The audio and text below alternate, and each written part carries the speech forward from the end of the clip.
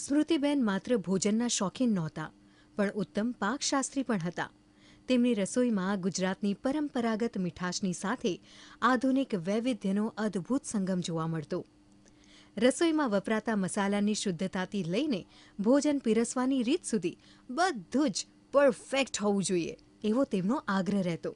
ભોજનનો સ્વાદ જેટલો મહત્વનો હતો, એટલું જ મહત્વ એનું પ્રેઝન્ટેશન. ગુજરાતી દાળ ભાત હોય કે વિદેશી વાનગીઓ, સ્મૃતિબેન દરેક વાનગીમાં પોતાની એક ખાસ સિગ્નેચર સ્ટાઇલ ઉમેરતા. તેમના હાથે બનેલી વાનગીઓમાં જે સ્વાદ આવતો, તે હજારો રૂપિયા ખર્ચીને પણ રેસ્ટોરન્ટમાં ના મળતો. સ્મૃતિબેનના ઘરે આવનાર કોઈ પણ વ્યક્તિ, પછી તે બોલિવૂડનો સુપરસ્ટાર હોય, મોટા રાજકારણી હોય કે સામાન્ય કર્મચારી, દરેકને એક સરખો આદર અને પ્રેમ મળતો. તેમના આતિથ્યમાં એક પ્રકારની શાલીનતા અને ઠસ્સો હતો. મહેમાન જ્યારે તેમના ઘરેથી વિદાય લે, ત્યારે તે માત્ર પેટ ભરીને નહીં, પણ હૃદય ભરીને જતો.